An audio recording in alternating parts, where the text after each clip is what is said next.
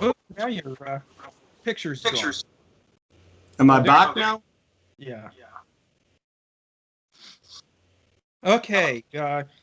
So, welcome everybody to another episode of the Bitter Pill, a show where we talk about bitter pills of truth that people don't want to swallow. And so today we're going a little low tech because I'm just recording a Skype call, so no graphics or any of that. Um, so we're just going to talk. And what I want to talk about today, what we're going to talk about, is among other topics, why we think that you should get the COVID-19 vaccine, whichever one or ones are available to you. And we're also going to talk about some of the facts about the COVID pandemic, why it's something to take very seriously and to use whatever tools are available to us, including social distancing and wearing masks when indoors around other people in close proximity, and getting the vaccine. Why all of these things are important for us to be able to get a handle on it. And we have both. Well, sorry, let me introduce my guests before I do anything else. I've had Bob Sinclair, my colleague, fellow social psychologist, on the show before. And he and I have collaborated on some research on COVID, so we may talk about that a little bit.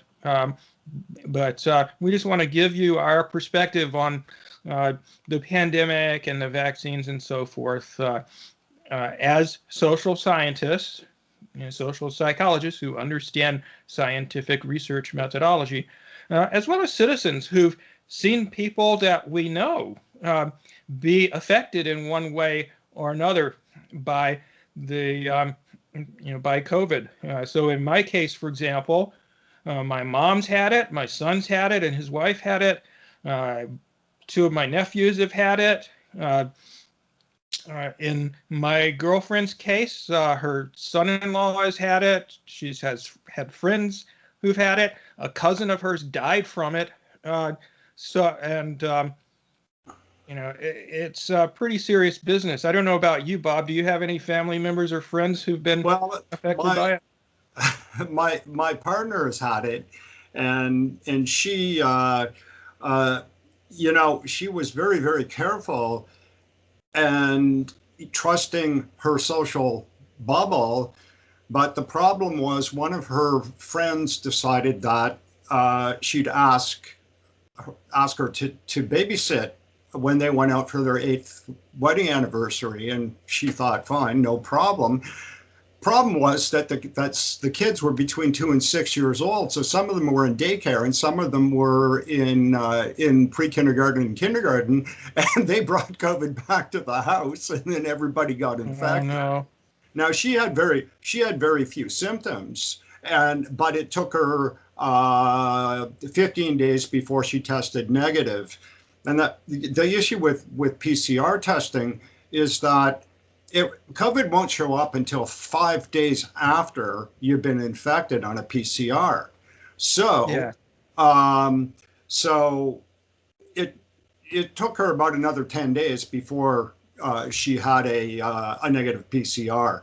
Um, the other the other issue is that now people like you and me who have avoided getting COVID uh, are in a better spot than people who have, because we're not in a position where we have to worry about things like long COVID or what you and I have talked about as potentially way longer COVID, which is what happens if COVID stays in your body just like chickenpox does and reemerges 40 years later as a deadly respiratory disease. Yeah, So, we don't really know about the long-term effects of COVID, and people talk about. I mean, we know, longer-term effects like within the past year, but we don't know how long those but effects are going to last, or if more are going to appear later,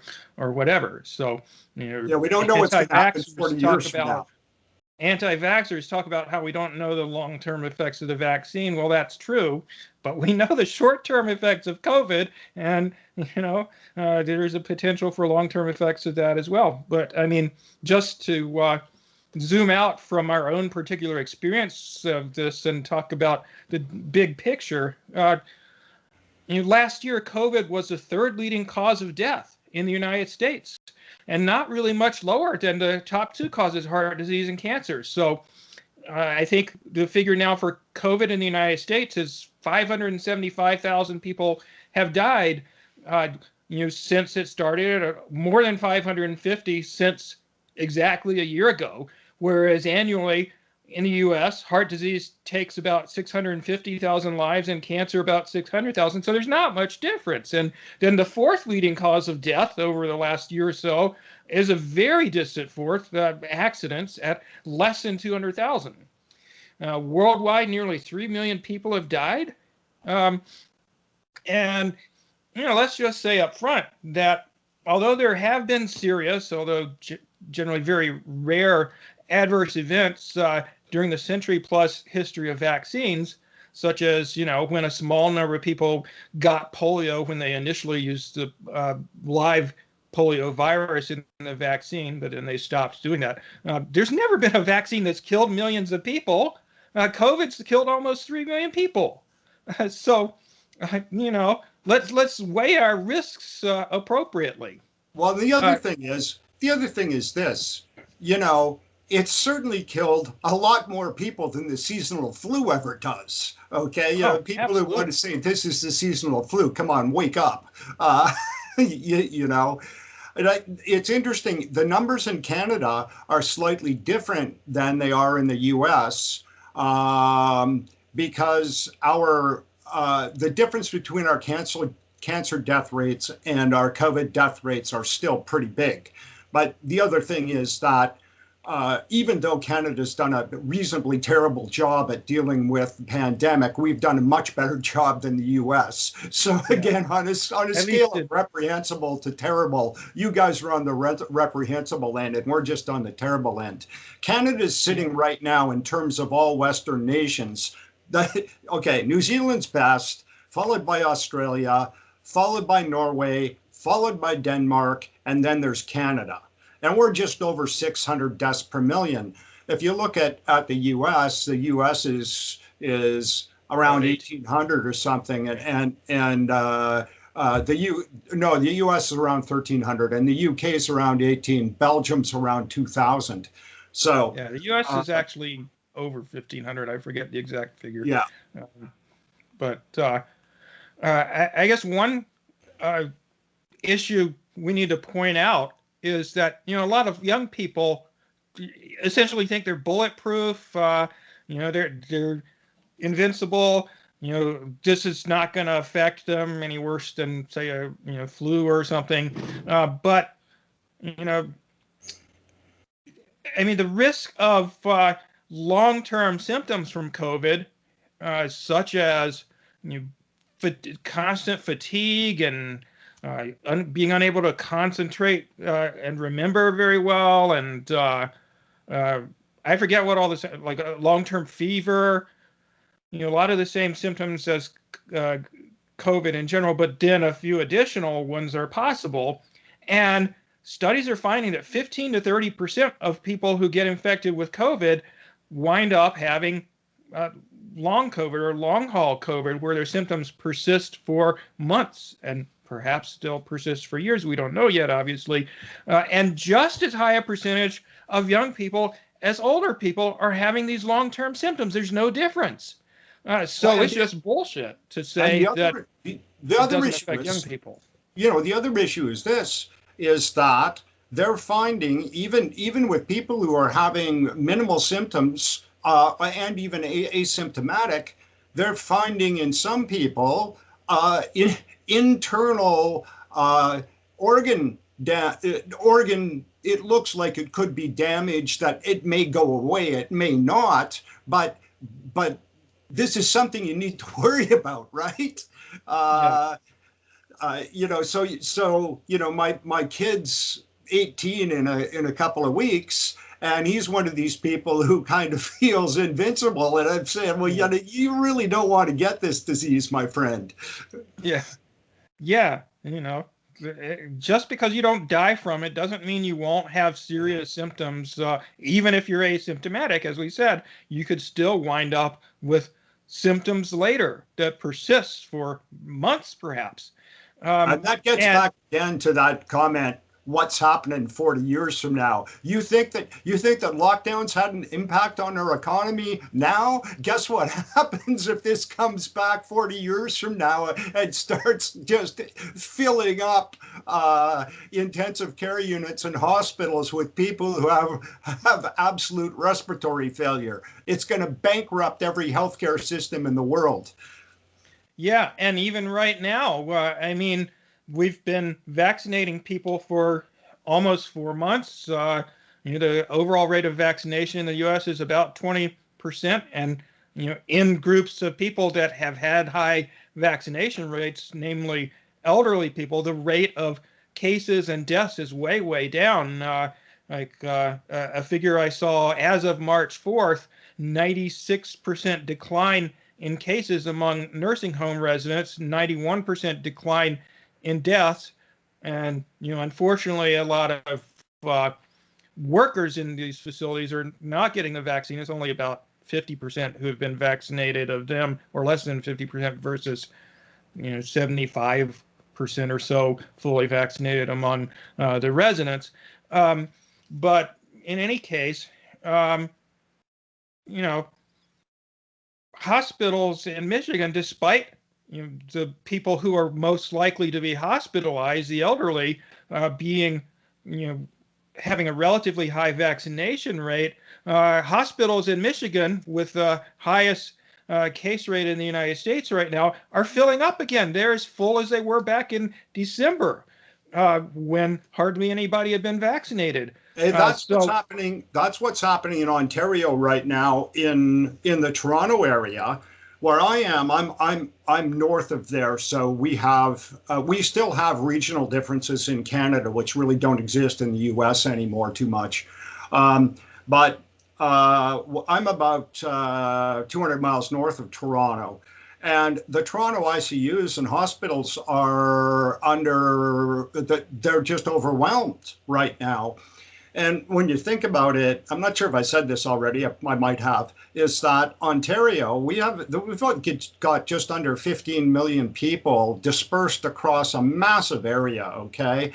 And there were well over 4,000 cases of COVID yesterday, positive, and those are positives, right? For every case that's out there, there might be 200,000 walking around. A little hyperbole there, but for every one out there, there's a lot more walking around. The UK.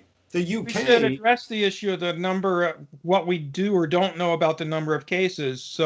As you and I have both talked about, and you published a paper on this last year, the only way we're really going to know accurately how many cases are out there is if we do random sample testing, where we test a random sample of people where we don't really know if they do or don't have COVID. Whereas the way it usually works is people go get a test if they're worried they might have been exposed to it, or if they're feeling symptomatic or whatever. So I don't know of many studies that have been done like that. The only one off the top of my head I know about is the one done here in Indiana, where I live, where this was done between April and May of last year, I guess. So it was early in the pandemic when testing was not really ramped up. But at that time, there were 6 times as many cases, according to the extrapolation from the sample data, as had actually been tested positive statewide. So even if we assume that, okay, a lot more people get tested now, so it's not as bad an underestimate of the actual number of cases to look at the confirmed cases. Let's say it's 3 times as many. It's still, it's still way more. Ontario has 12,000 instead of 4,000, let's say. Yeah, and when the other issue is this, is I looked at the data for the UK yesterday, and they just had over 3,000 cases. That's the entire United Kingdom, okay? That's like 95 million people crammed into a very small area. Now, what the United Kingdom had to do was something that that Canada and the US may have to do eventually, is we never will. In Canada, yeah, well, I doubt we ever will either. But in Canada, just like the US, health-related issues and issues related to reopening the economy and that sort of thing are at the provincial level in Canada, which would be like at the state level in the United States. And what Britain had to do, and Britain worked that way as well. Wales had different rules than Scotland, et cetera, et cetera. And eventually, the Conservative government in the UK said, we're overwhelmed. And they put in a really strict national lockdown for a couple of months with big penalties if you violated it, and travel bans. And they put in a concerted vaccination effort. And they believe that they'll have reached herd immunity, at least as reported on the CBC, by Monday or Tuesday of this week coming up. And you know, we've got other countries like Thailand that, I mean, they basically got no COVID because they locked down right away. And so eventually they're going to get vaccines, but they're not going to have to worry about long COVID or whether COVID reemerges 40 years from now or anything like that, because they have virtually no COVID there. Oh, just as an aside, though, the government of Canada is doing a national random sample testing study, and they're oversampling so that they can break it down by virtue of demographics and by areas of the country and this sort of thing. I mean, really, they only needed to sample about 300 people. They're set to get a global view on this. They're sampling about 10,000 people. And so they finally, you know, I kept pushing them, and finally somebody listened.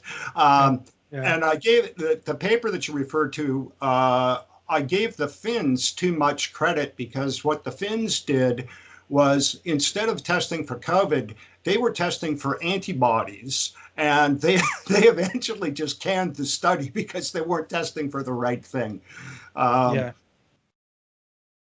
So you know, vaccines themselves, this raises another issue that I think people need to think about, is look at, we don't have smallpox anymore because there was a global effort to eradicate smallpox, and people weren't dying from the smallpox vaccine. Okay, and we don't have smallpox anymore. You know, all those photos of those people that you see that were aristocracy 100 years ago? Well, in reality, their faces were covered in pockmarks, because if they hadn't have died from smallpox.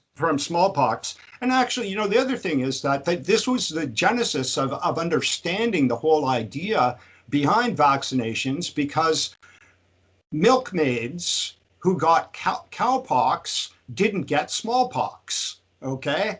And somebody went, now I understand.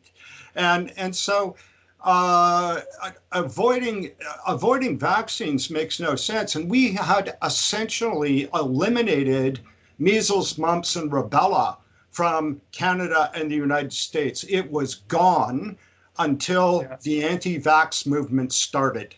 And now we get these outbreaks of mumps, measles, and rubella here and there and everywhere. And these are not good things to get when you're an adult. Okay, they can cause sterility, all sorts of really nasty stuff. And we also have people, you know, once people form an impression of something, it stays in their mind. We know this is social psychology. You get this perseverance effect. And they don't change their attitudes, even in light of additional information that is contrary to what they believe. So when these falsified data came out that linked MMR vaccines to autism, Okay. And then it turned out it was retracted. It was falsified. The data were wrong. They didn't exist. The guy made them up. Yes. Okay. Totally People know. still believe that MMR is linked to autism, and it isn't. There's no evidence. It's not there. Okay. Yeah. But you get this perseverance effect where people say, oh, no, it is. It is. It is. Well, it's not. And Yeah. that brings us to talking about the vaccines that are out there right now for COVID. And the issue that you and I have talked about privately is it's really hard to compare the efficacies of these vaccines because all of them were tested at different times and all of Yeah. them were tested in different countries. So Pfizer and Moderna were primarily tested in the United States. Okay. And And not when, at the peak of the pandemic either. exactly.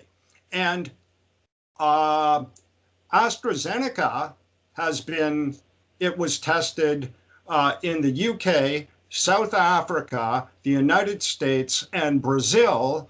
But the first testing was not during the peak of the pandemic either.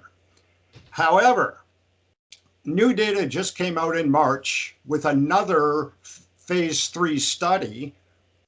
Well, this was on at the peak of the pandemic, and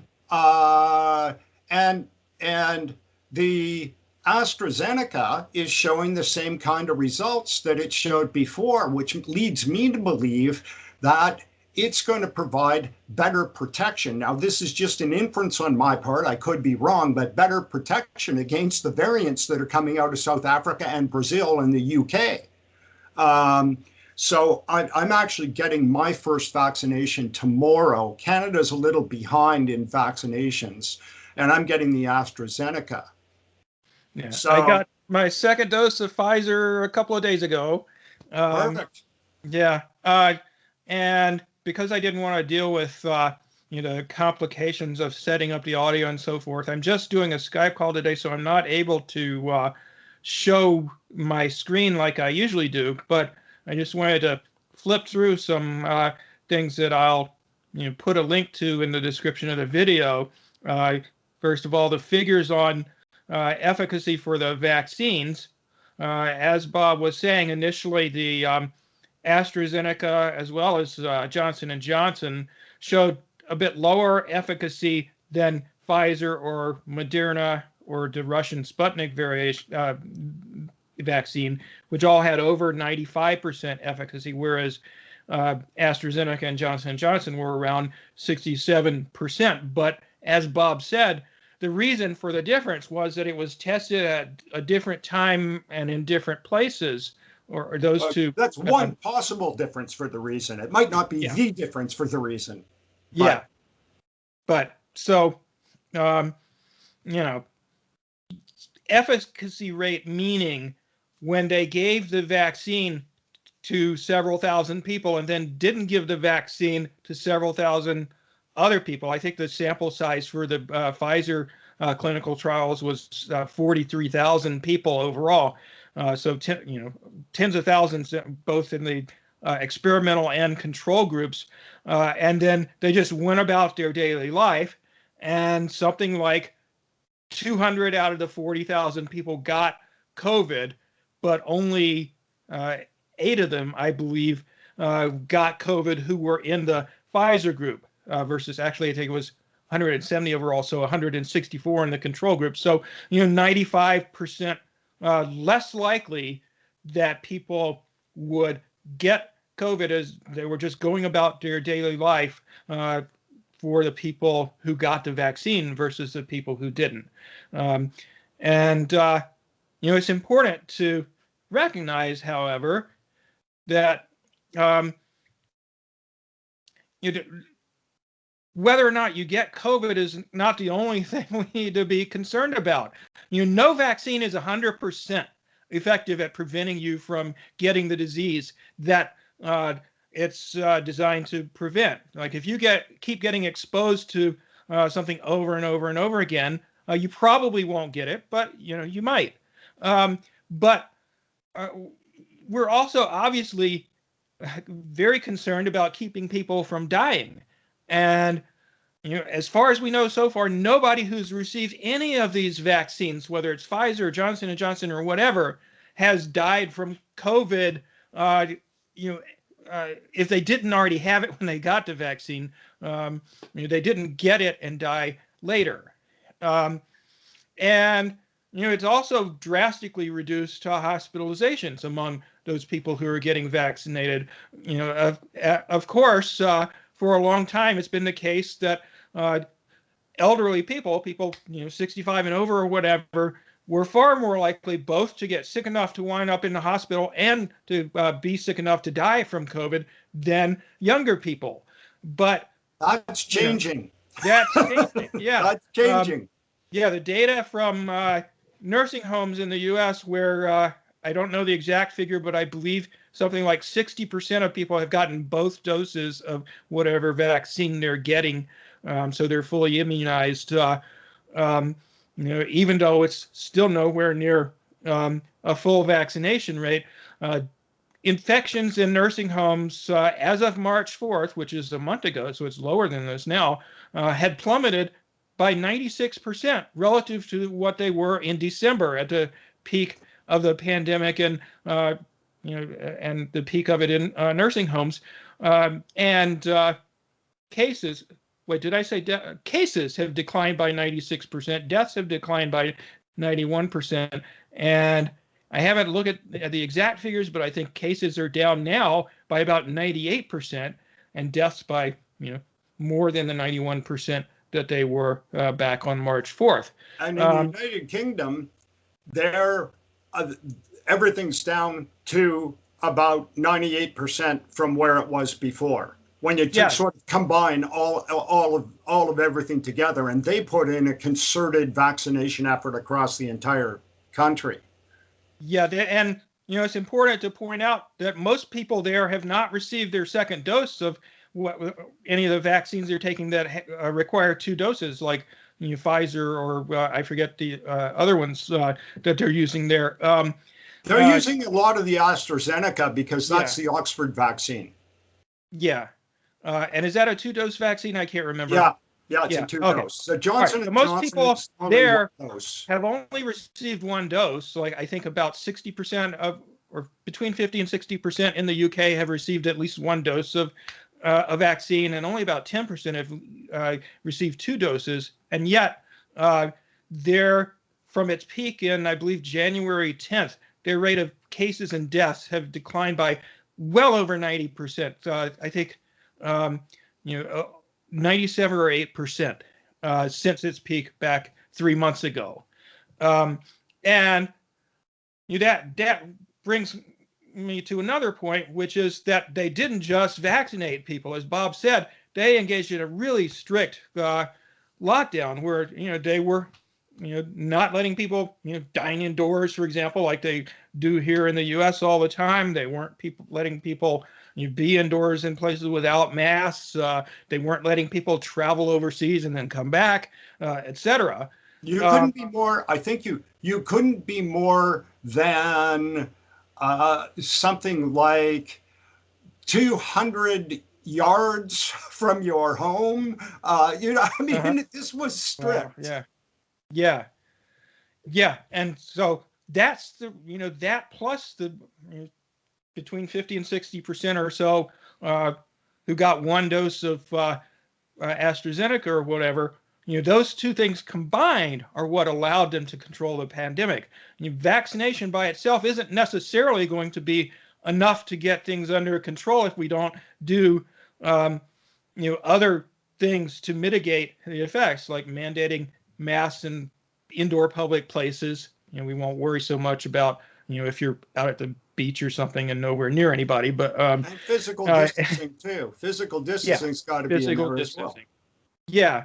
And the other thing, the other thing that Jeff and I talked about in a paper that we might have under review right now, we're not quite sure, but is that in places where people seem to believe that it's their right to congregate and not wear masks and protest lockdowns, where people are more likely to do so, which it turns out in Canada, that's more likely to occur in provinces that are run by conservative governments. And in the US, it turns out to be in states that voted for Trump.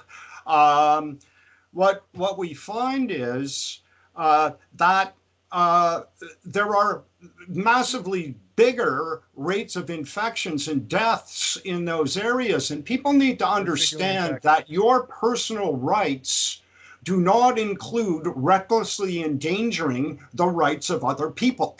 And if you haven't figured that out, you don't understand your Constitution, and Canadians don't understand our Constitution, okay? You don't have the right to recklessly endanger the lives of others through your behavior. It's kind of like you don't have the right to go down the street shooting your handgun off the sidewalk just for fun, because you know what? You might accidentally take somebody out. Yeah, just like for the same reason you don't have the right to drive drunk. Yeah, you might be able to safely get wherever you're going, but you might not. You're being selfish if you're taking that chance. But just to finish up the point I was making, in Michigan, which has the highest rate of new cases and hospitalizations of any state in the U.S. right now, just like everywhere else, a lot of elderly people in nursing homes are getting vaccinated. But because the vaccine's not perfect, because not everybody in the nursing homes is getting vaccinated, certainly not everybody among the workers is getting vaccinated. The decline that was taking place in nursing home cases of COVID has stopped, and they've actually had a little bit of an uptick in nursing homes in Michigan. We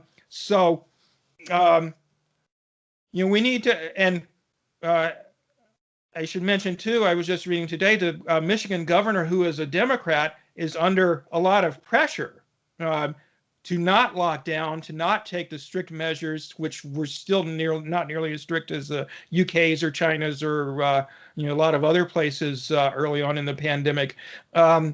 She's under a lot of pressure not to do that. So she's telling people, to voluntarily protect yourself and other people from COVID, rather than having a mask mandate, which they've gotten rid of, or closing down indoor dining in restaurants, which you're not going to do apparently. Unless they're willing to do those things, they're going to have a hard time getting this under control. And the danger of that, or one danger of that, is that the more cases of COVID you have floating around, the more opportunity there is for a COVID variant to emerge that's resistant to the vaccine. So right now, the COVID variants are out there. So far the research is suggesting, although the vaccines, which were designed for the original COVID virus, are relatively effective against those variants, they're not quite as effective. But what if tomorrow in Michigan a new variant emerges that's more resistant to the protective effect of the vaccine, and or more deadly? They're going to be in a heap of trouble. So we have to do, pull out all the stops, right now to get this under control. Well, and consistent with that, I mean, British Columbia in Canada got P1 from Brazil, and now it's made it into most of the provinces, except for the Atlantic bubble in Canada, that was smart enough to get together and say, we're just not letting anybody in. If you want to come in, you got to quarantine for 14 days, and their rates are really, really low. And, the Trump administration convinced Bolsonaro in Brazil not to accept the Russian vaccines that Russia was just going to give to them. And look at the nightmare going on in Brazil right now. Now, P1, I expect, is not going to be the only variant that comes out of Brazil. And the U.S. not only has the regular variant, it's got the UK variant, It's got the Brazilian variant. It has the New York variant, the California variant, and then some variants in the southwestern United States that they decided to name after birds instead of places. Okay, so you know, that leads me into another point that I want to get to, because it's interesting because there's so much opposition to this in both Canada and the US. And that's the idea of vaccine passports. Well, I'll tell you what, here's the deal on vaccine passports. If you want to go to Europe, you're going to need one, because the European Union has already put in laws saying you have to have proof of vaccination if you want to enter Europe. If you want to go into Thailand, you're going to have one. And so you have free choice, though. This isn't affecting your freedom of choice. You can freely choose not to visit Europe or not to visit Thailand and not have a vaccine passport. It's easy. Yeah, and you know, this is not really something new, in that, for example, for lots of countries, you have to be vaccinated for yellow fever, and that's been that way for decades. Right now, already, you just can't go to the country unless you've gotten vaccinated for yellow fever. So, restricting people from visiting a country because they haven't been vaccinated for COVID, that's just one more vaccine for people to get. It's not, a new thing for people to be required to get vaccines to travel. Well, in Canada, if you don't have an MMR vaccine, your children don't have MMR vaccines, they cannot attend school. Okay, right. End of discussion. Right? Yeah. So here's your choice. Get them vaccinated so they can go to school. If not, homeschool them. Yeah, you do have that choice.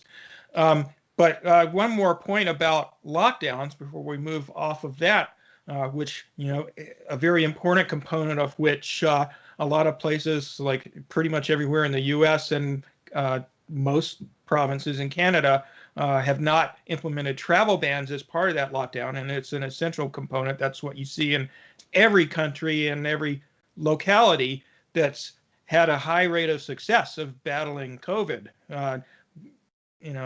But places that have done that, contrary to the popular argument that you hear, not only from conservative, but some on the left also say this, because in the United States, because they live in a country that hasn't economically helped people who've been economically hurt by the pandemic to anywhere near a sufficient extent, which the U.S. is very different in that regard from Canada or European countries, et cetera. But anyway, my point is that places like China or New Zealand that took care of this right from the beginning of the pandemic, strictly locked down, not only were they able to open their economies back up, within, a couple of months of having a very strict lockdown, at least internally. I think they still don't freely let people come in and out internationally.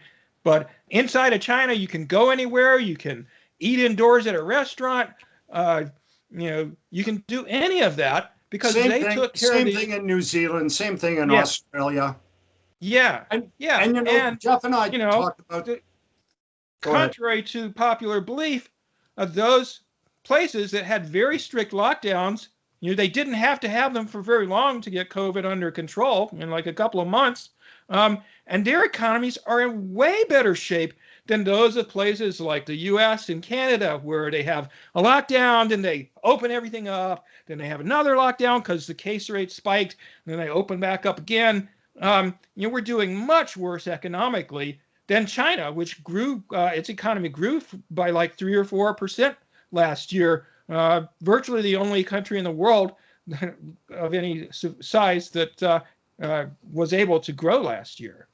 And the other issue related to this, and Jeff and I have talked about this privately, is that although we found in Canada and the United States that the poorest approach to lockdowns and reopening have been within states and provinces that voted conservatively, it really isn't a political issue, because when you look across the world, it really has to do with how they lock down. So the government in Australia it's a liberal government, except that it's classical British liberalism, which really translates into ultra conservative. Okay, the government in New Zealand is a liberal, as we would say in North America, a liberal government. The government in Thailand, the government in Thailand is a military government. The government in the Philippines, which is doing far better than any of us, I mean, Duterte might as well be a fascist, okay? So it's what they did. It's not political belief systems. It's listening to science or not listening to science. Yes. Yeah. Yeah.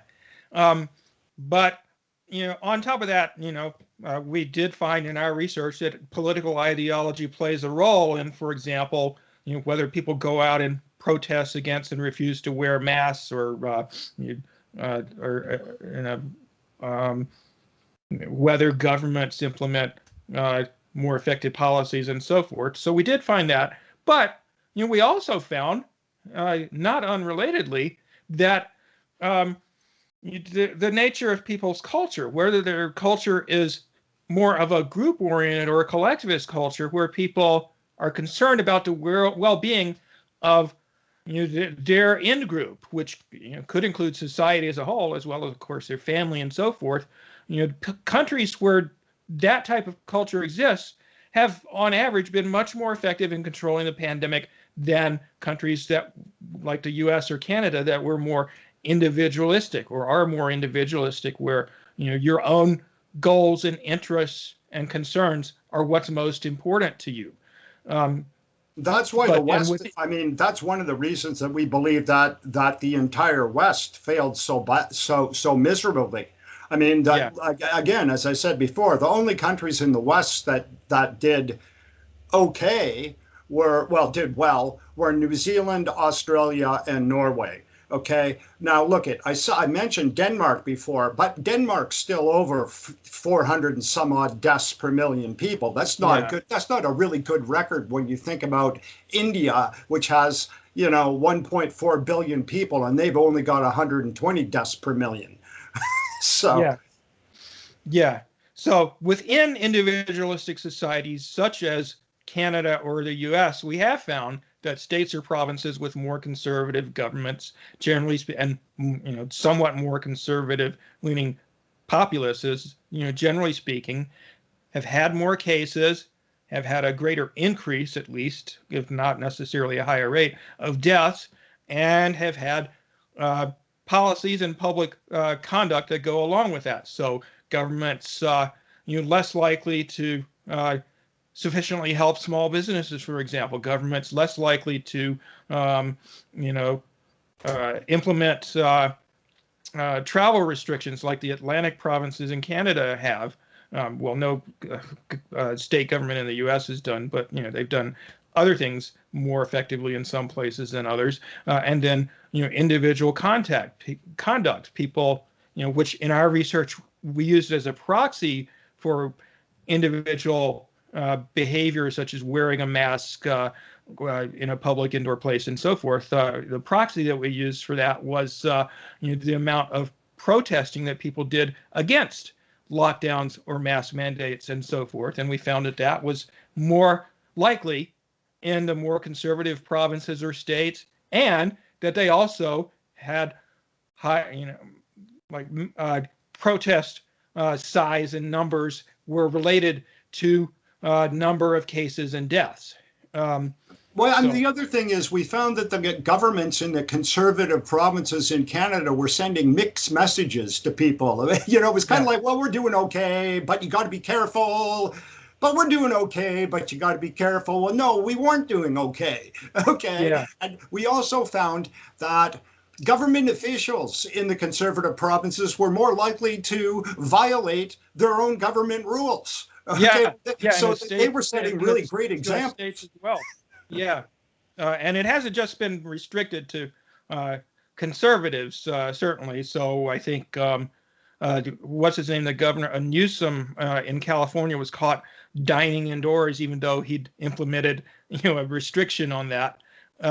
But generally speaking, we've found, in our research on Canada that, government officials ignoring their own regulations, being complete hypocrites, and traveling to the Bahamas when they supposedly were telling people not to do that. We're more likely in conservative provinces. Yeah, but it's becoming, to get back to this economic issue, is what happened in Ontario, where I live, is they had this. I mean, the same thing's going on in the U.S., where you have red zones and green zones and this zone and that zone. And red zones, what they did was they shut down all small businesses, and they let the big box stores and supported corporate interests over small businesses. So you could go to Costco's and Walmart's and that sort of thing.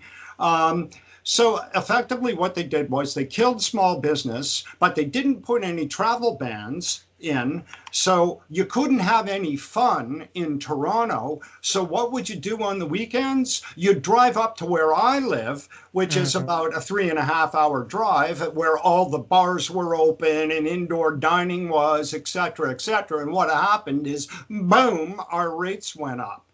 And I'd suggested the government months before our rates had increased that we isolate Northern Ontario. And that would mean, you don't have to impact the supply chain at all, but you just don't let people in. And if they want to come in, they've got to test negative, and then they've got to quarantine, and then test negative again. And we would, if they'd listened to me, we'd be COVID-free right now. Zero COVID in Northern Ontario. But of course, governments are driven by their political agendas and not by science. Yeah. Case in point, Michigan right now, virus is totally out of control, and they're not implementing the measures that they need to implement to contain it. And that reminds me of how when the pandemic first hit, and for quite a while after that, the Trump administration and many others here in the United States were calling COVID the China virus and the Kung flu and so forth. And basically, and it wasn't only conservatives who did this, but mostly whipping up anti-China hysteria, blaming China for the fact that we have this massive outbreak here in the U.S. When the reality is that China did a great job once they got past their initial hiccups of denying that it was a problem, but that didn't take very long. But after a couple of weeks of discovering that they had this virus, spreading rampantly in Hubei province, they locked down very strictly. They implemented a complete ban on travel in and out of Wuhan city and Hubei province, where Wuhan is, and locked down their international borders and implemented restrictions in other parts of China. They did the same thing in Beijing too. There was an outbreak in Beijing, and they basically cordoned off a big area of Beijing, and they said no one in, no one out, complete mask use, et cetera, et cetera. And I mean, it works. And one thing we found, by the way, speaking of mask use, was that more collectivist countries were much more likely to have universal or near universal mask wearing and earlier implemented, if they're implemented at all, which they haven't been in countries like the U.S., mask mandates nationally. They did that earlier in more collectivist-oriented countries. But back to what I was saying about China, there's been an enormous uptick, not just because of that, but because of other things that the U.S. has done, such as concocting stories about genocide in Xinjiang, which there's repression there. There's definitely not genocide, and other sorts of propaganda about China has resulted in a massive increase in anti-Asian and especially anti-China bigotry here in the United in States. Canada, we're having the same thing is going on, and part of this, I think, is a carryover from just too much news about Trump, and people watching Fox or something is the we're not just having bigotry here, just like you aren't. We're having overt racism and we're having violent attacks, which is something that is very un-Canadian. Okay. Yeah. And I've talked to my Asian friends and said, have you experienced any of this? And they said, oh yeah. And look in Canada and the United States, there's only one category, right? It's Chinese. And every Asian goes in that. It doesn't matter if you're Chinese, Japanese, Thai, Korean, etc., etc. If you look Asian, you're labeled Chinese. And so my Thai friends are getting it, and my Korean friends are getting it, right? Yeah, it's just a broad category. Just like after 9/11, Sikhs who are not Muslim were getting attacked because they dress similarly to because they wear a turban. And they wear a turban. Of course, most Muslims had nothing to do with 9/11 or other terrorist acts, obviously. But I mean, the irony about you blaming China for the virus is that the reality is that the U.S. and pretty much every other Western country is hoarding their supplies of the vaccine.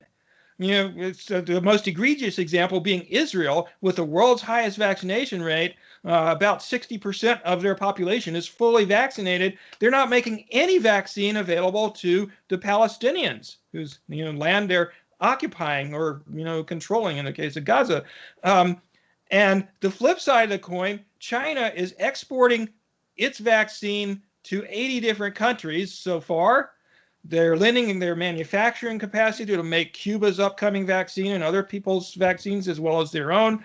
They've sent medical aid and supplies all over the world, including, ironically enough, the United States throughout the pandemic. Other countries that are on the U.S.'s bad or terrorist or shit lists, such as Cuba, Nicaragua, and Iran, and Venezuela, are also, like China, managing the pandemic much better than the U.S. has.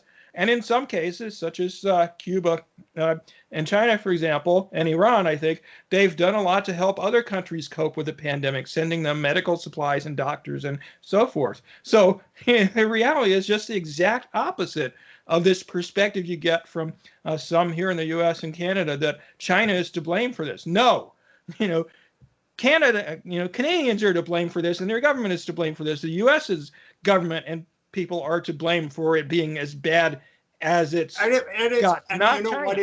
In Canada, it's not our federal government I'll tell you what. Our federal government is to be blamed for not shutting our borders down quickly enough.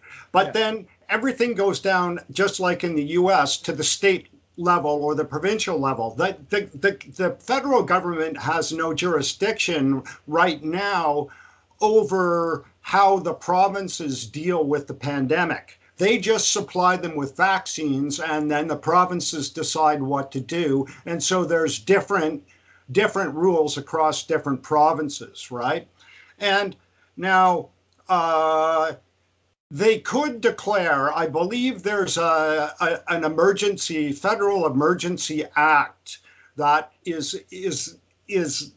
could be declared, where the federal government would take over absolutely everything. And in fact, that would probably be the best thing to have happen, because it'd be a single coordinated effort, like they did in New Zealand, or like they did in Thailand. And the rules would be the same, okay? But so I'll blame the feds for not closing the borders quickly enough, and I'll blame the provinces for doing an absolutely terrible job particularly the conservative provinces dealing with the pandemic. And I'll give a hats off to the Atlantic provinces whose economy is wide open again, Yeah. essentially.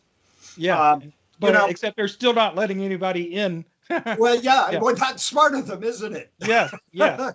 You And know, uh, see, and in the U.S., Trump was trying to promote this idea that he'd actually closed the borders. Well, he hadn't closed the borders even when he said he'd closed the borders with China. He hadn't really closed the borders with yeah. China, and he certainly didn't close the borders with Europe. And we knew at that point in time, when the first case came up in Italy, every friggin' country in the West should have shut down its borders totally. Yeah. Okay, Yeah. but they didn't. Yeah. And that's partially, you and I have found this in our data sets, is that there's a positive correlation between GDP and COVID deaths. Richer countries have far more COVID deaths than poor countries. Yeah. And Yeah. I don't know if it's Western hubris that we don't want to learn from these third world nations that did a really good job dealing with the pandemic. We say, well, we know better because we're from the West. Well, guess what? We don't. We should have been watching what was going on. Yeah, but again, it goes back to this short-term perspective that, we got to open the economy up because, well, we won't say this, but we're not helping people enough for them to survive if they've been laid off due to the pandemic, or lost work. We're worried about businesses. We got to open back up as soon as we can.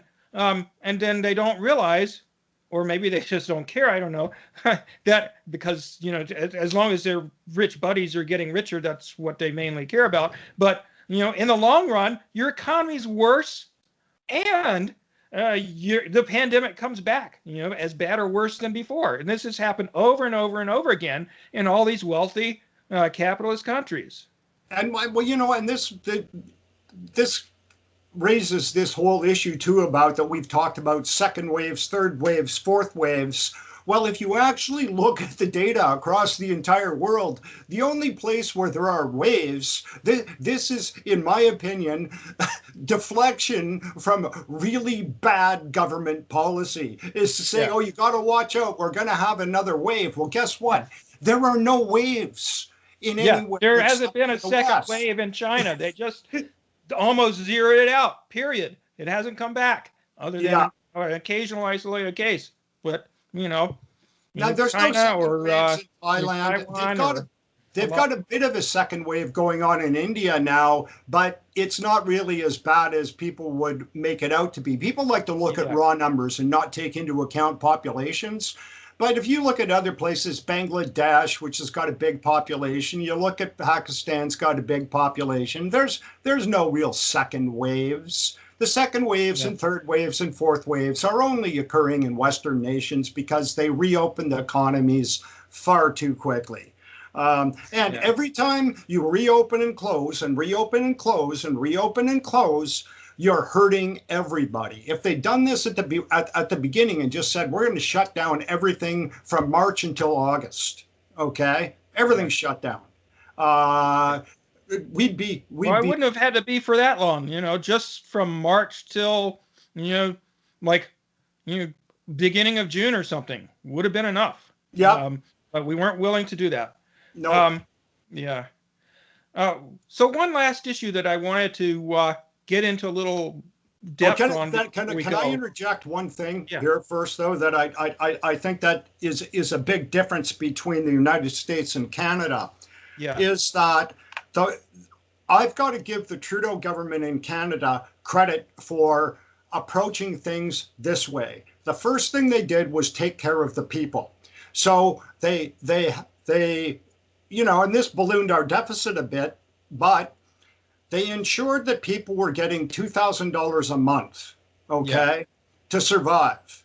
And then they started taking care of small businesses and then big businesses. The Trump administration did exactly the opposite. They never really helped the small businesses much. They did nothing for the people, and you ended up with one check for $2,000, which is a slap in the face for somebody who lives in San Francisco or New York. No, wait a minute. We've never gotten a check for $2,000. The first check was for $1,200. Then, like 8 months later, they gave out another $600 check. And then finally, after having promised a $2,000 check, if you give us a Democratic majority in the Senate and the House, and we've got the presidency, we're going to send out $2,000 checks. As soon as we get in, they, like, you can play recordings of them saying this. Literally, we're going to give you $2,000, and then they're like, oh no, we meant we're going to give you 1,400 plus the 600 that Trump and the previous Congress already gave you. So that adds up to 2,000. Yeah, I know. You see, and I mean, I think that part of the reason that our rates are so much lower than your rates is that, first of all, I think that Canadians in general are more compliant. That Canada, and well, we can see this when we look on the collectivism scale. Is Canada's down a little bit from the U.S., not too far though. But the other issue is that if you were providing people with money so they weren't forced to go to work in situations that would increase the likelihood of contracting and transmitting COVID, you're going to keep your numbers down, right? Yeah. And in the US, but we still have people in Canada, and they're people of color and Indigenous people, where our rates are higher, who were either implicitly or explicitly forced to work in dangerous situations that led to increased COVID amongst those groups. Yeah. Or that's my belief about what happened. Yeah, really. I mean, the main essential workers are, hospital workers and, maybe a couple of other professions, but, we don't have to have school in session in person. It's hard on the kids and hard on families and so forth, but we don't have to do that. They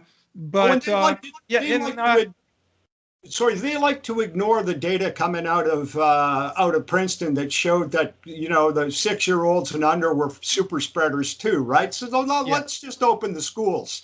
There's no problem opening the schools. And again, that really bothers me, because this gets back to what we talked about before, is, well, so what if their symptoms are kind of minor, okay, when we don't know what's going to happen, just as in the short-term long haulers that we've talked about, as opposed to what's going to happen 40 years from now. Yeah. Yeah. They're selective. They're selective in the science they look at. Yeah, for sure. But yeah, like you said, so many people in the United States, especially because we only gave people a total of $3,200 versus $2,000 a month in Canada, and more than that in some other Western countries. So people were forced to go to work at places like Amazon, etc., where their company didn't give a flying fuck whether their workers got infected or not. On top of that, we don't have universal health care here. There were 30 plus million people, myself being one of them, who didn't have any health insurance and prior to the pandemic. And then another 15 million lost their health insurance because they lost their job during the pandemic. So you've got close to 50 million people without any health insurance, tens of millions of others without adequate health insurance. So you've got 100 million people or more, either, without insurance or, worried about what the bill is going to be if they, get sick with COVID. So they don't, like, if they, are symptomatic, they don't get tested or, figure they can ride it out at home. Then they get real sick and maybe die at home. There's been a study that showed that roughly a third of our 500,000 plus deaths are because people didn't have adequate or any health insurance here in the United States. About a third. Well, and this raises another issue that's important when I look at the differences between the United States and Canada. And that is, I think that what's going to happen, and is starting to happen in the US, is COVID is going to be seen as a pre-existing condition. And people are going to be screwed when it comes to health insurance. You're going to be fucked. And And so, and the other thing is that, people in Canada are complaining about how big our deficit has become under Trudeau, but they haven't looked at other Western nations and done relative comparisons, okay? Trump managed to balloon your deficit to an astronomical amount without helping the people at all. Yeah, except for the rich people. Yeah. Yeah. So let's see. Well, gosh, we've been going for about an hour, so I think we should move on to our last topic because I do want to talk about it in detail because it will give us, as social psychologists, a chance to talk about the psychology of this. And that is, on one hand, we have the evidence about the efficacy of these many different vaccines, either in use or under development. In fact, a couple dozen, I think, are at least under development, maybe more than that. What evidence do we have that they work and are relatively safe versus what are people who are opposed to the vaccine saying, and what's the psychology behind why they so fervently believe that vaccines are bad, and in many cases, COVID is not that much to worry about. So, again, as far as the data goes, we have clinical trials with all the vaccines that are being used right now that have so far been given to well over 100 million people. I don't know what the exact numbers are. They went through clinical trials where they had tens of thousands of people randomly assigned either to receive the vaccine or to receive a placebo, and of course they weren't told which group they were in. And they just went about their daily lives, and vastly more people got infected in the group that didn't get the real vaccine. Of course, most of them didn't get infected in either group, but very, very few did in the group that got the vaccine. And we've had several months now of data from populations such as the elderly in nursing homes that have gotten a high rate of vaccination, although still nowhere near universal, and they've had plummeting numbers of cases and deaths and hospitalizations, and same with places like Israel and the UK, where the whole population has gotten at least one dose of the vaccine, and also in the UK at least, very strict lockdown for a change from what's actually a very conservative government, but they felt their hand was forced by the contagiousness of the new variant, so they locked it down strictly. Plus, they vaccinated the majority of their population with one dose of AstraZeneca in most cases, and their rates of cases and deaths plummeted. So we have plenty of evidence that the vaccine is very effective.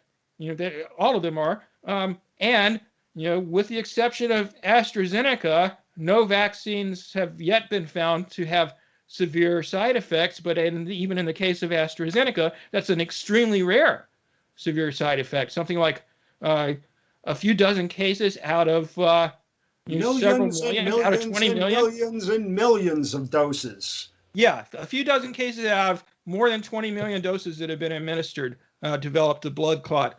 So that the psychology behind that goes back to Kahneman and Tversky. And Kahneman won the Nobel Prize in economics, just for those of you who don't know who he is. He's a cognitive psychologist. And what they talked about was the availability heuristic.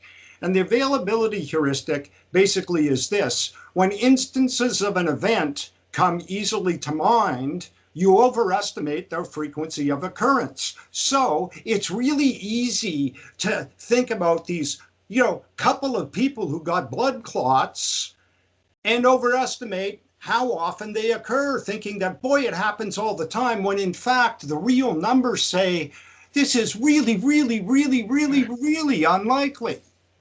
Yes, and not only actual cases of harm done by the vaccine, but speculation, like when people happen to get really sick or die shortly after they got the vaccine, just assuming that it was because of the vaccine, when in fact, the people who have been most likely to get the vaccine are elderly people who may be in poor health, and at the very least are, they're not if they do get sick with COVID, they're more likely to get really sick and perhaps die than younger people, even if they're not in terrible health.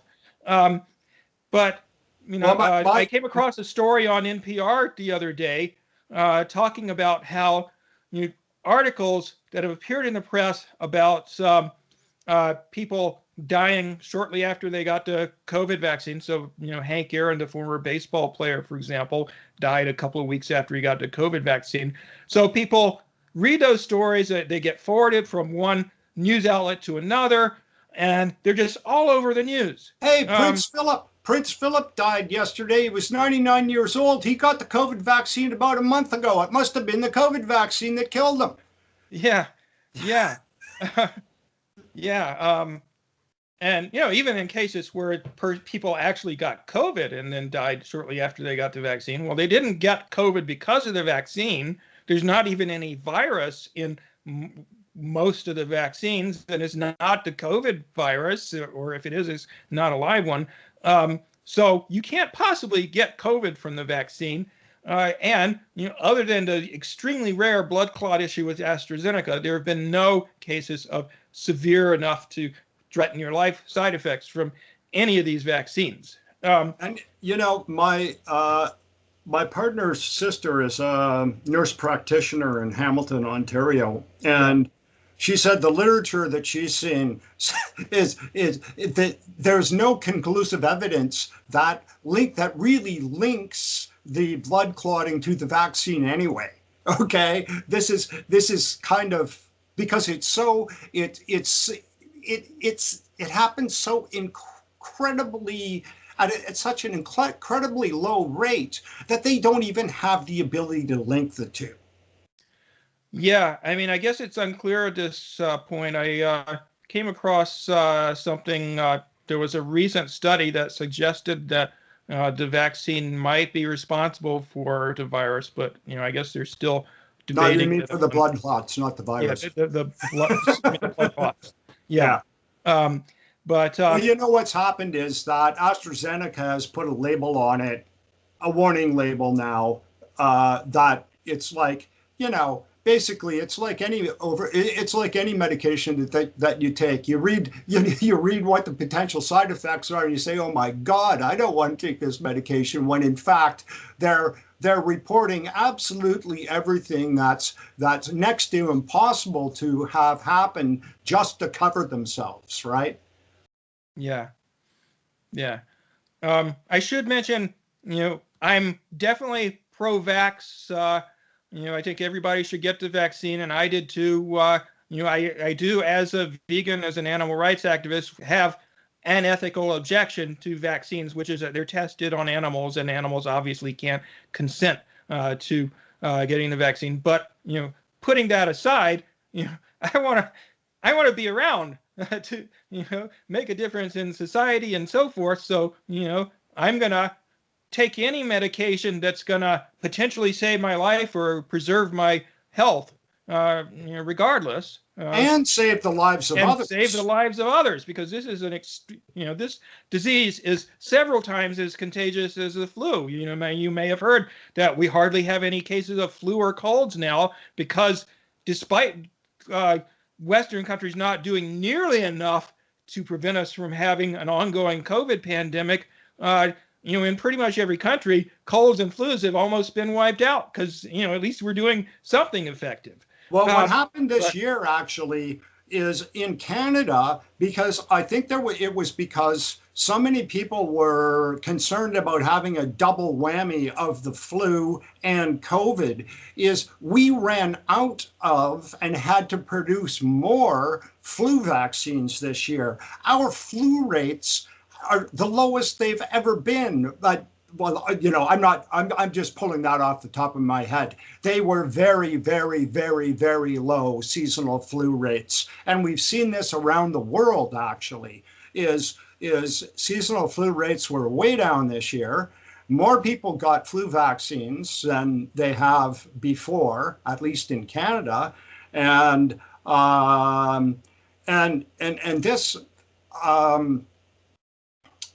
this goes to show that there's efficacy for vaccines.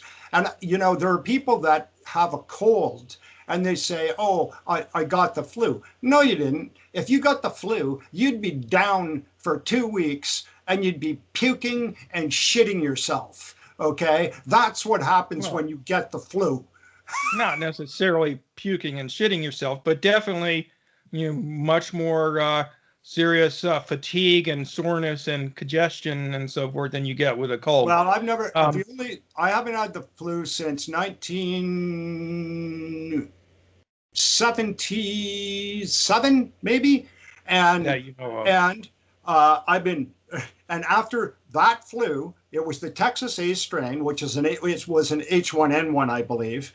And I'll tell you what, I had liquids coming out of both ends of me and I couldn't move my head without it feeling like somebody had put it in a vice and torqued it up. And I was down for 2 weeks. And since then, I've been very, very rigorous about following my own advice about getting the flu vaccine every year, and I've never had the flu since. Yeah, even though the flu vaccine is nowhere near as high efficacy-wise, it looks like, as the COVID vaccines are going to be in terms of percentage of people prevented from getting flu versus the control group. Still enough to drastically reduce the rate of flu in the population if everybody got it. Well, and the other thing is it reduces, even if they weren't, what they do in North America is we look at what the Australians got, and then we use that to design our flu vaccine. And sometimes we don't get it bang on.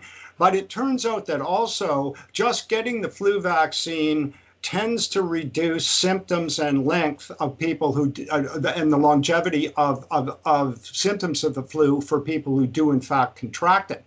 But the most and speaking of which, let's get back to the topic of COVID. But I just want to say one thing that relates back to COVID, which is that there are preliminary data suggesting that a not insignificant proportion of people with long-term COVID symptoms who've received the COVID vaccine have had an alleviation of their long COVID symptoms.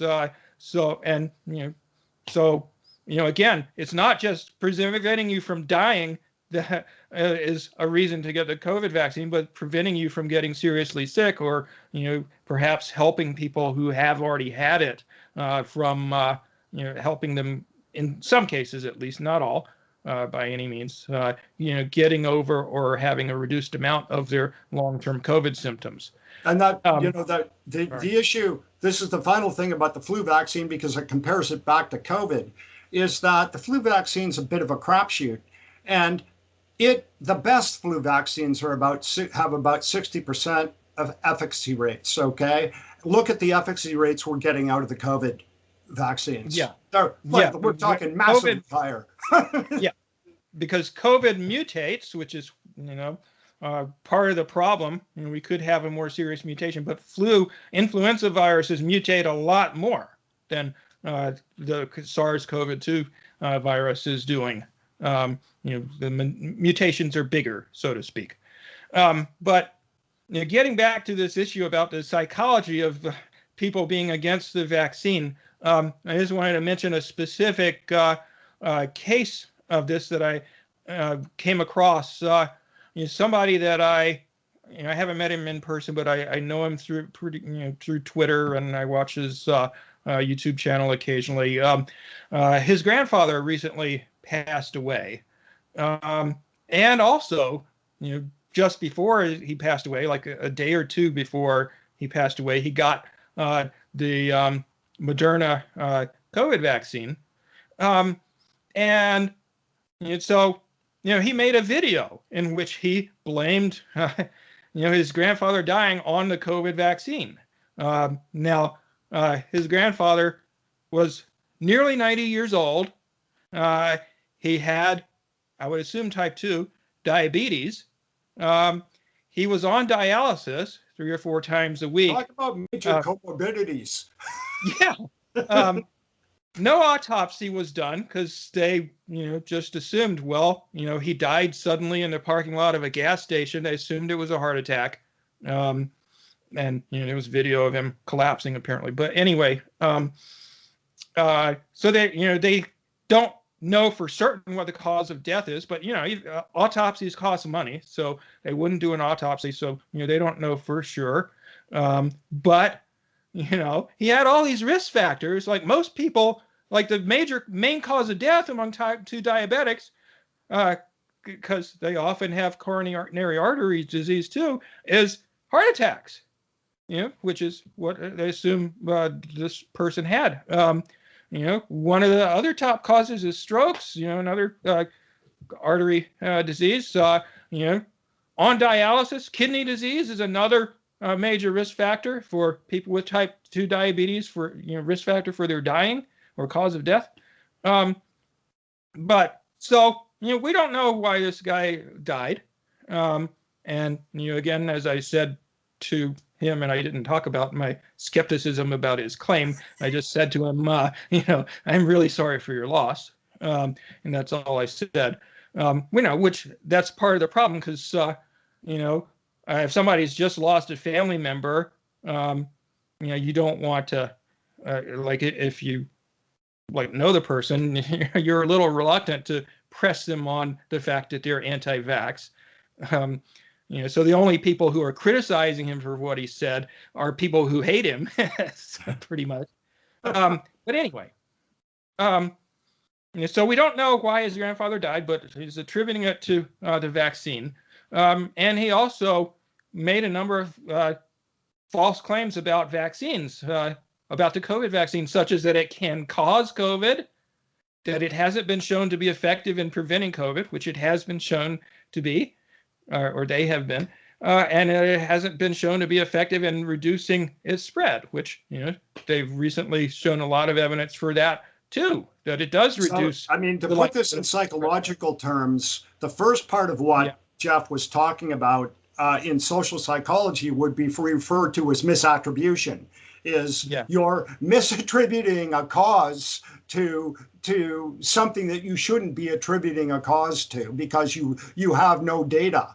And then the second issue has to do with only seeking evidence that bolsters your claim and ignoring evidence. So it's selective encoding and selective denial of facts. So what you do is you only encode and bolster facts that support your position, and you ignore or discount.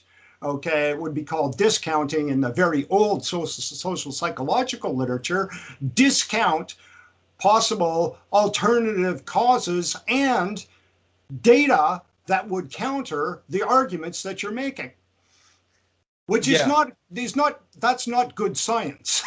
Yeah. And speaking of not good science, another error that this person made, which a lot of people make, who draw the conclusion that the vaccine is unsafe or whatever, is they're confusing correlation with evidence of causation. So people die in close proximity to getting the vaccine. That must mean that the vaccine caused them to die.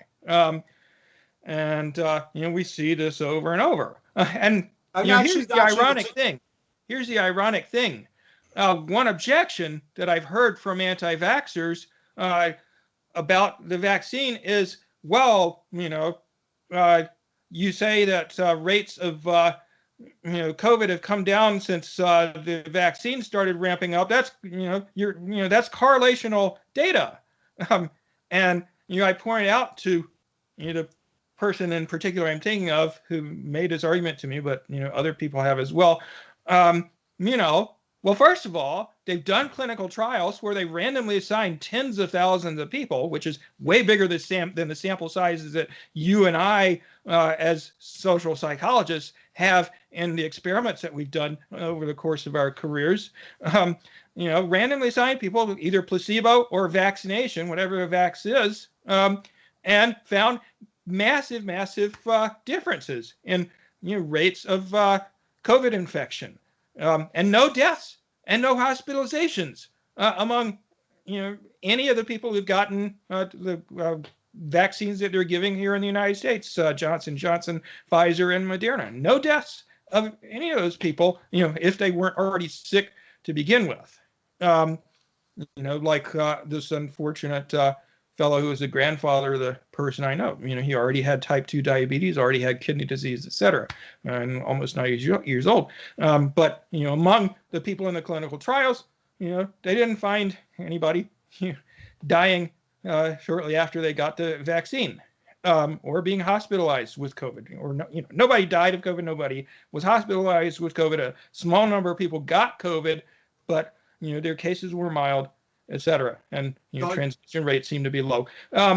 But so okay, there's your causal evidence right there. The clinical trials with massive samples, and in addition, we've done a natural experiment of sorts in many cases with vaccine, where that's not the case in Britain, where they had a massive lockdown too, but in the United States, for example, a lot of places are actually opening back up, and creating a risk of spreading the virus at the same time that they're ramping up vaccines. And yet nursing home deaths have dropped by well over 90%, and cases as well. When really the only thing that changed in terms of the policy of the nursing homes was they were vaccinating people, whereas back in December they hadn't vaccinated anybody. That's the only change. So you've got a natural experiment there. Causal evidence.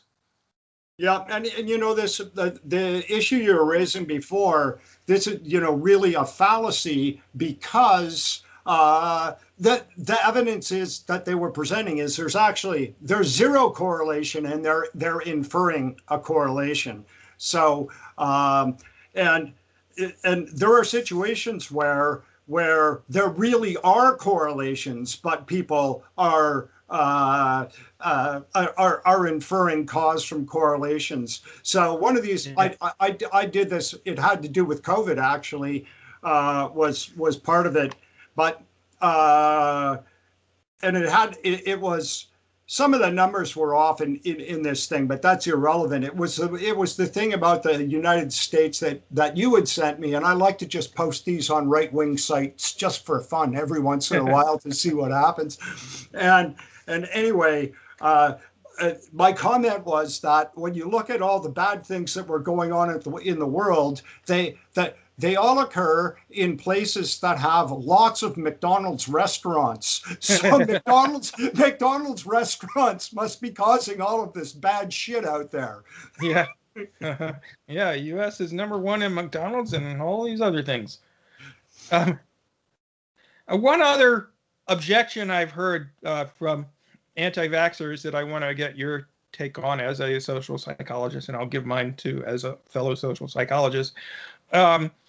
This complaint was brought up that, the vaccines are based on this untested technology. They were developed, super fast in less than a year. And, it's this brand new mRNA technology. It's horseshit. It's horseshit. Is the guy who invented mRNA vaccines is a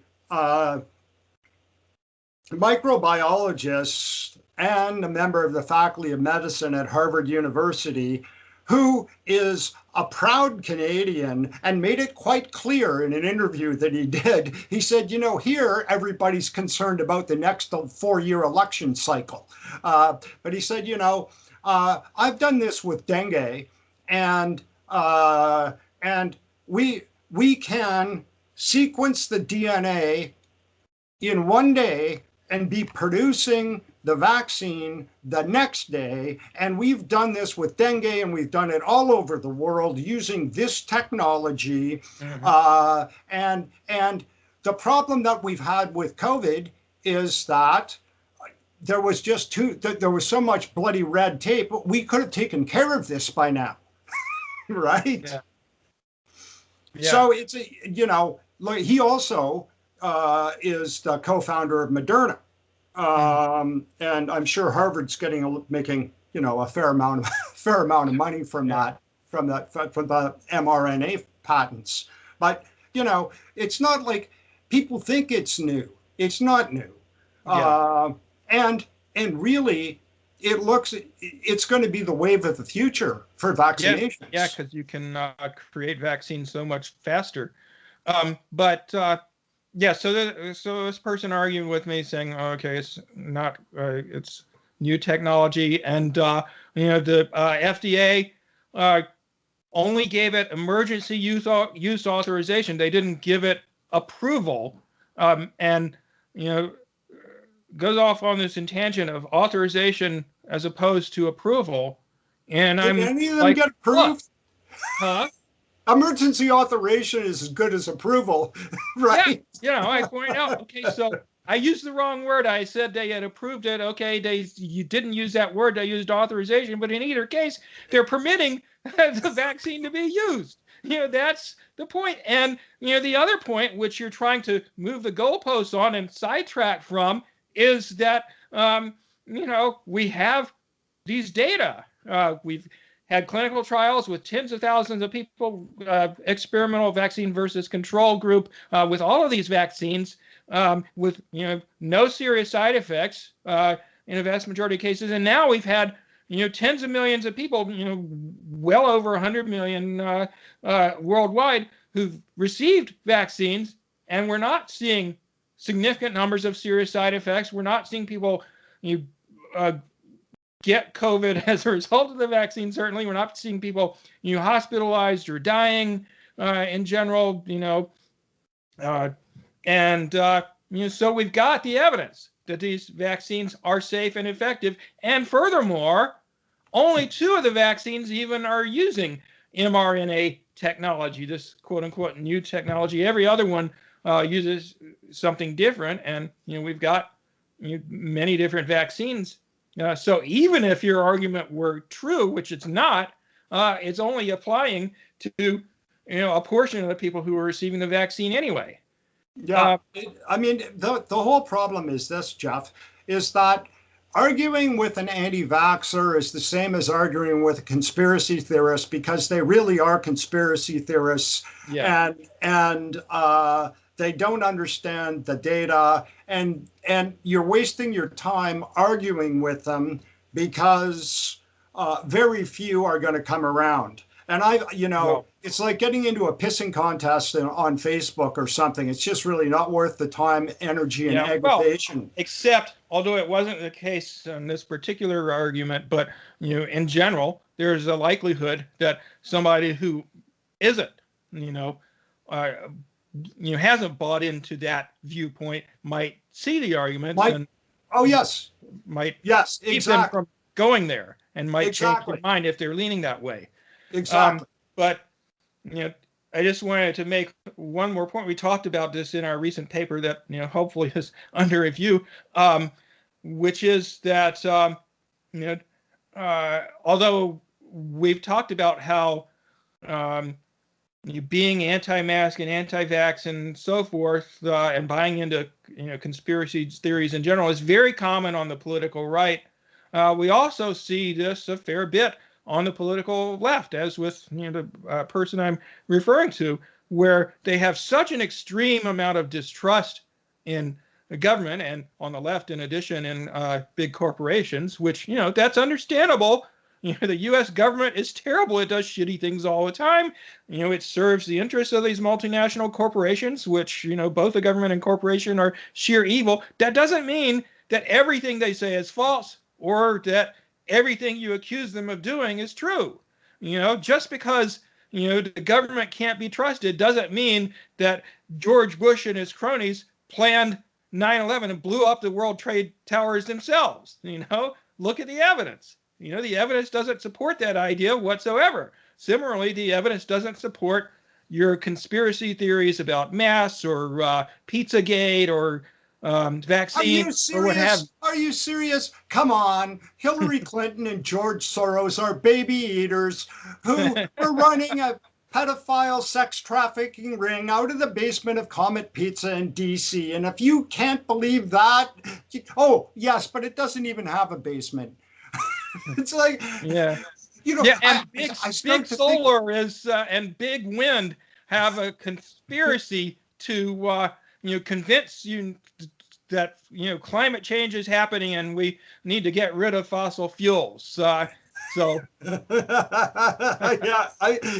I'll tell you what, it's like you take a step back and you go, how can you believe these things? Like, what sane person could actually believe these things? Finally, with these people, I tell them to put their tinfoil hats on and go sit in their corner so that the government can't read their minds. Yeah. And, at the same time, as social scientists, we obviously do think it's really important to not blindly accept scientific claims. That, we've certainly seen, scientific papers in our fields that were bad, weren't convincing, the research methodology was shoddy and their arguments were terrible or whatever. So we need to look at scientific findings critically. Yeah, they probably didn't get published, but I've seen some that were published that were pretty bad. That's what I'm saying is we wonder why they managed to get published. Yeah. So we do look at scientific findings critically, as we should, and as you and I are trained to do as social scientists. But rejecting scientific evidence about whatever it is, vaccine efficacy and safety, or global warming, or whatever it is, out of hand because you don't trust the government or don't trust this or that faction of big corporate capital, that's going too far. You need to still, despite your very understandable distrust in the government and distrust in corporations, in the case of those of us on the left, you can do that, be mistrustful to a certain extent, but when you go overboard and don't even in a objective, fair-minded way, look at scientific evidence that says, look, we've got all this evidence that this vaccine is dramatically reducing cases and deaths and hospitalizations, and very few people are having serious side effects. So, we've got the evidence. Look at it. One of the issues that I've had with this entire process that's gone on around COVID is that governments have been ignoring the methodologies that we use as social scientists that could really contribute to reducing the pandemic, because they rely on medical science, epidemiologists, and they often rely on people who just support their particular political agenda. Yeah. And that's a major problem when you're dealing with a pandemic. This is what I say. Scientists should be running the world right now and not politicians. And in the US, it was even worse, because in the US, you had Trump, ignoring and speaking out against real science, right? Yeah. But you also had, you had Cuomo doing the same thing. Who's a Democrat, for those of you listening who don't know. Now you have Governor Whitmer ignoring what scientists are telling her in Michigan. Yeah. So it's not just. We do show in our paper that it's more likely among more conservative-leaning people, but it's not just conservatives who are among politicians who are disregarding science in favor of politics or vested economic interests. And in Ontario, what we're having now is we have a lot of doctors now who've gotten together, medical doctors, and the medical doctors aren't scientists, but they are good at what they do, and they see a lot of things, and they're smart people. They're speaking out against the provincial government in Ontario, saying you're not doing enough. We're overwhelmed, and it's going to get worse.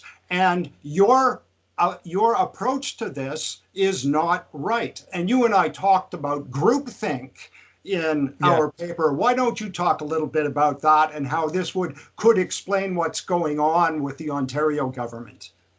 Yeah, well, not just the government, but people who are in these groups of people, whether they're right-wingers or left-wingers, who are basically anti vax and anti this and anti that, anything that has to do with being against the government because you don't trust the government. They only typically they're in their little bubble. They don't talk very often to people who have a different opinion, and even when they themselves have reservations about the opinions of their co-group members, they're reluctant to express them because they don't want to incur disapproval from the group. And that's true of government leaders, that's true of corporate leaders, and that's true of members of the general public who are in groups that are close-knit, that they value being a part of, so they don't want to rock the boat, they don't want to offend the other, their friends or what have you.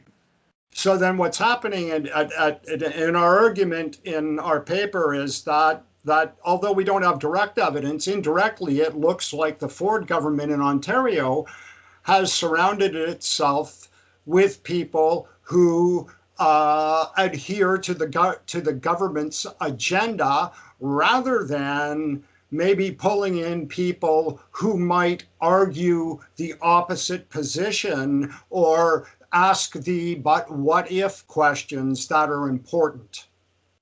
Yes. So, the groupthink mentality, where you don't talk to people who disagree with you, you are reluctant to express disagreement, you surround yourself with people who tend to agree with you most of the time, it leads to bad decisions, such as whether it be not locking down your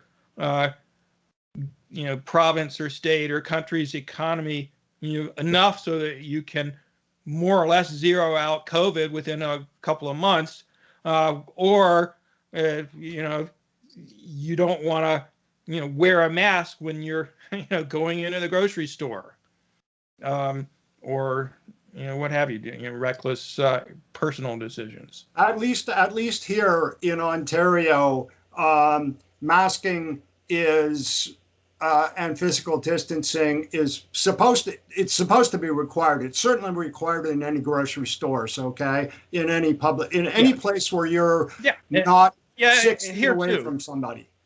Here too, but you still see people with a mask, not over their nose, for example. And a lot of times nobody says anything to them. Which, another example of groupthink type mentality. Well, yeah, and the other thing is not calling people out for when they're violating the rules. And what's happening in Ontario is that most of these rules are supposed to be enforced by the provincial police, which would be like the state police, okay? But they seem to pick and choose where they're going to enforce it. And so sometimes they enforce it, sometimes they don't. Yeah. And so when you have these anti-masking, anti-physical distancing, anti-lockdown protests, sometimes something happens, sometimes it doesn't. And if you're going to really have an effect, you got to be consistent in terms of enforcement. Yeah, for sure. Big problem here as well. That there's certainly exceptions, like even in a state like Texas, where the governor has been pretty careless. Locally, officials are putting in place, things like mask mandates and so forth, and enforcing them, like, fining people or, arresting them if they, like, for example, refuse to leave a store where they've, recklessly gone in, without a mask and without keeping their distance from people. But that needs to happen more often. Well, we've been going for like an hour and 40 minutes now, so maybe we should start winding down. But are there any other specific topics that you want to hit on before we go? Not particularly. I think we covered them all. I just want to say to everybody, this ain't over. Wear your masks, physically distance. And here's something that governments don't want you to know is that, and this is from even if you've had the vaccine, I might add. What's that? Yes, get vaccinated. Get vaccinated. And until you've been vaccinated twice, I'd stay away from restaurants, even if they're open, because there's a good publication out of South Korea that shows that aerosol COVID travels 4 meters. So what's that? 12 and a half feet. inside of restaurants. So that's back to back, okay? Think of the distance around a table inside a restaurant. You're fine with 2 meters or 6 feet-ish back to back on outdoor patios. Yeah. So get vaccinated. Yeah. And, like if you don't know for sure that somebody has not been exposed to anybody with COVID, you don't dine with them or whatever. I should mention the way that my son got COVID and his wife as well was they had dinner with some friends outdoors, but seated directly across from them. And about a half an hour into the conversation, somehow it comes up that one of them, or maybe more than one of them, that they're dining with, their friends, has been exposed to somebody who had COVID. And they're like, okay, that's it. We're out of here. And I don't think they've talked to these former, I guess now, friends since then. But they, despite their leaving after half an hour and despite the fact that they were outdoors, they were in close enough proximity for long enough that, they both got the virus. Fortunately, a very mild case of it, but, they got it. So, I mean, I think one of the things that people miss is that the reason that so many people have died is not because this virus is particularly deadly. It's because it's particularly contagious. And, so get vaccinated. Get vaccinated because you're more likely to die if you get COVID than if you don't. Yeah,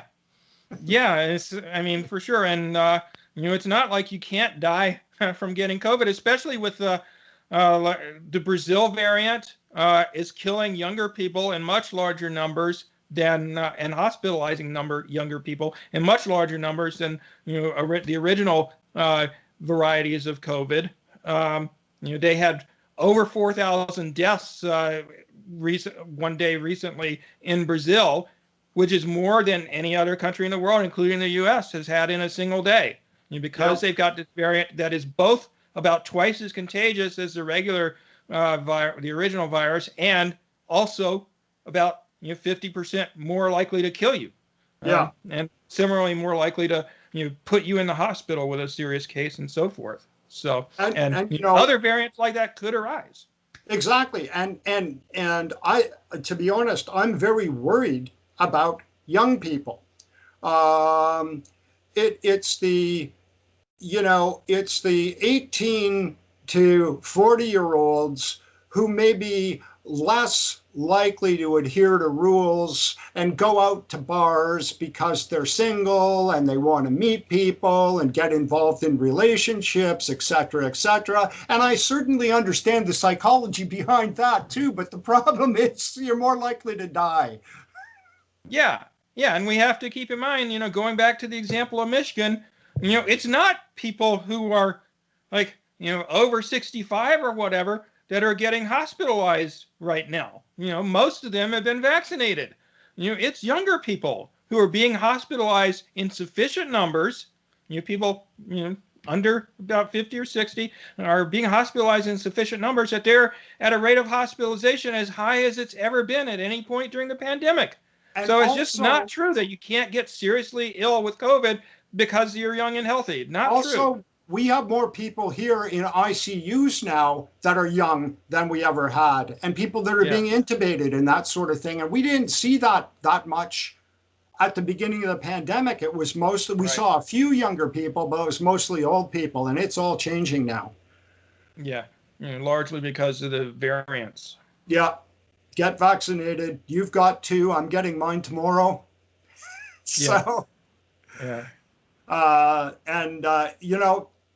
other thing that might happen is this may become just like the flu vaccine is because variants change. We may be getting a different COVID shot every year. Yeah, and it may. Start thinking that way. That this is a good thing for you to do.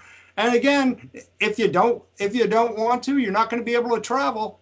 You think that you are, but if you might be able to travel within Canada, or you might be able to travel within the United States, but as soon as you want to cross a border and go somewhere else, they're going to say, have you been vaccinated? And you say, no, I don't have evidence. And they say, bye-bye. Yeah. Yeah. Um, so, I mean, I asked all my guests this, you know, where can, if like people want to talk to you about, the social science relating to health and disease, or any other topic that we've raised, where can people find you to Bob, communicate with you? bob.sinclair76@gmail.com. Yeah. You have that. You can just attach it to the Description. Yeah. description. Yep. Yeah. And you're on Facebook as well. Yeah, I don't know what my Facebook ID is. Bob Sinclair. Is that what it is? Yep. Bob Yeah. Sinclair. Okay. Yeah. That's the one. It's the one that has the picture that says "romance scammers stay away" or something. Or Yeah. So if you're a romance scammer, leave Bob alone. If you're from like Nigeria or whatever.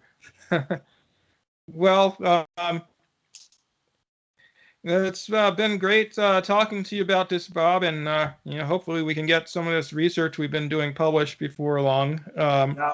But okay, so this has been the Bitter Pill, episode 55, I think it is, and we will see you next time.